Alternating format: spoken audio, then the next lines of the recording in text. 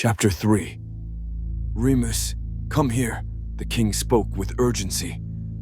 Take these two to the Library of Dawn. Yes, my king, Remus replied promptly.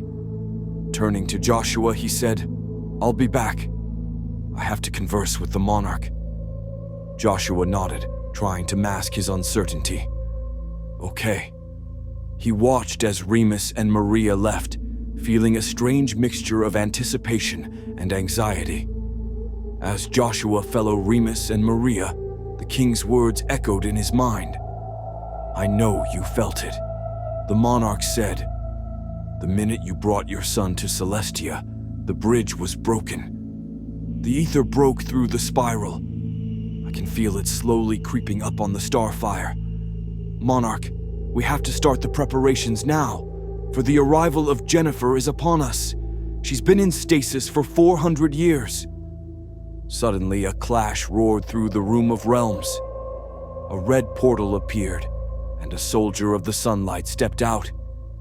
King of Celestia and Monarch of Luminaria, the Outer Realms summon you both. The king and the monarch exchanged urgent, apprehensive looks before they walked through the red portal with the soldier.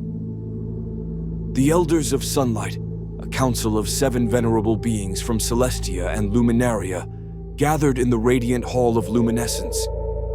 This esteemed assembly was led by Aurelia, whose luminous wings symbolized her ethereal grace and profound wisdom. Auriel, a legendary figure of ancient lore, had originally formed the council to safeguard the cosmic balance and oversee the realms of light. As the soft glow of the hall illuminated their faces, the elders engaged in a conversation of utmost importance. Aurelia began, her voice echoing with celestial harmony. The balance of our realms teeters precariously. Grimsbane and Kragan's machinations have grown bolder, and their influence stretches further than we anticipated. Aurelia spoke of the spiral of destiny, and how Grimsbane sent his army of Gorokin, an alien race, to attack it. He was preparing for the revelation of the prophesied child. The Gorokin are a race Grimsbane either created in the dark dimension or found there. But there are only 100 years of records about them. They live on a dying planet that hosts starfire. Corflex was once a great home to the people of Conscion, before Grimsbane sent the Gorokin. They slaughtered everyone, and everything was infected with the ether. Grimsbane then returned to that dark and twisted dimension, hidden in the unknown dark dimension. As for Kragan, there are no records of him after the Holder of Eternity stopped their battle at a standstill. Elder Lumiel, a guardian of the Celestial Library, nodded gravely. Indeed, their dark forces have begun to seep into the outer realms. Our ancient texts warn of an eclipse of cosmic harmony if their power continues to grow unchecked. This attack confirmed that the texts are coming to fruition. Elder Seraphis, the keeper of the celestial flame, added, we must reinforce our defenses and seek allies beyond our borders, the prophecies that speak of the wilder the heart of eternity. Her meet-up with the Under-King Aurelius' son Joshua is the key to all of this. Aurelia's eyes shimmered with a knowing light. Jennifer Lee, the one from the lineage of forgotten heroes. Her courage and potential have already begun to shine through the cosmic veils. We will need her guidance. But we will have to guide Joshua to wake her from her stasis.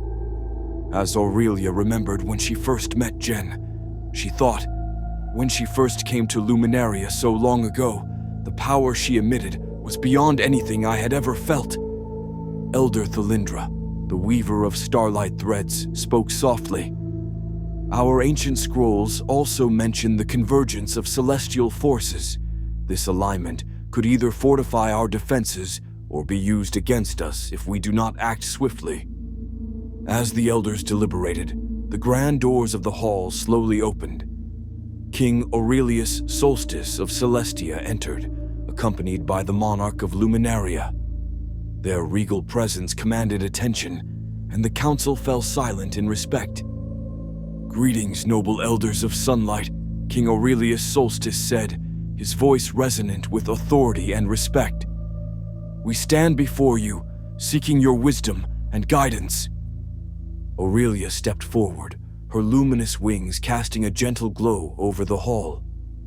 "Welcome, King Aurelius Solstice and Monarch of Luminaria. Your presence here signifies a momentous convergence of destinies. We have much to discuss, for the fate of our realms hangs in the balance." King Aurelius Solstice nodded solemnly. "We are here to listen and to join our efforts in the battle against the encroaching darkness." The Monarch of Luminaria, his voice steady and calm, added, "Our realms have always stood as beacons of light. Together, we must ensure that the shadows do not extinguish our light." The elders exchanged knowing glances, their hearts lifted by the resolve of their leaders. Aurelia spoke once more, her voice filled with hope and purpose. "Then let us prepare, for the time has come to unite our strengths and face the shadows with unwavering light." And so, within the radiant hall of luminescence, the council and the monarchs forged a plan to confront the ancient chaos, their combined wisdom and courage a beacon of hope for all the realms of light. As the council meeting drew to a close, the conversation took a somber turn. Elder Thalindra turned to Aurelia with a grave expression. "Aurelia," she began, "what of the young Joshua? He has just arrived and has barely begun his journey. How will he cope with the challenges ahead?" Aurelia nodded, her wings shimmering with a faint, almost mournful glow. "Joshua's heart may be filled with light, but he is untested and untrained. He is currently with Maria and Remus, heading to the Library of Dawn to begin his education. But the shadows of Grimsbane and Kragan do not wait." Elder Lumiel, guardian of the Celestial Library, added, "His lineage is strong and his potential is undeniable. However, he remains unprepared for the looming threats. The darkness is rising faster than we anticipated, and our time is running out." King Aurelius Solstice, overhearing their conversation, approached the elders with a heavy heart. "Joshua is our hope, yet he is still so young and inexperienced. We must accelerate his preparation, despite the risks. We cannot afford the luxury of time." The Monarch of Luminaria nodded solemnly. "Our future lies in the hands of the young like Joshua. We must ready him swiftly, even if it means pushing him beyond his current limits. The encroaching darkness leaves us no choice." Aurelia's voice was filled with urgency as she addressed the council. "Joshua's journey has only just begun, and it will be a harsh awakening for him. The shadows close in, and every moment we delay brings us closer to peril. We must prepare him, though it will be difficult for him to understand the weight of this responsibility so soon." The elders exchanged serious nods, understanding the gravity of their decision. With the threat of Grimsbane and Kragan growing ever more imminent, they felt the heavy burden of rushing Joshua's preparation. They knew that the realms of light depended on his swift readiness, even if it meant thrusting him into the harsh realities of their cosmic struggle before he was fully prepared. He glanced at Maria, trying to gauge her reaction, but she was paying him no attention, her focus solely on the path ahead. His mind was racing. This was the beginning of something far greater than he had ever imagined, and the weight of it was just starting to sink in. He didn't fully understand how significant a role he was destined to play. As they walked, Joshua fumbled with his pocket watch, a gift from his brother Dismond for his birthday. In his distraction, he accidentally dropped it. The watch clattered to the ground, the sound echoing through the vast library. Joshua quickly bent down to pick it up, his fingers brushing against the cool metal. When he opened the watch, he saw the small, cherished photograph inside. It was of his mother, brother, and sister, their smiles frozen in time. A wave of emotion surged through him, and he felt a lump form in his throat. The reality of how far he was from them, was starting to sink in heavy. Maria finally noticed his pause and turned to look at him. Her expression softened slightly as she saw the photo. "Who are they?" she asked, her voice gentle. Joshua looked up at her, his eyes misty.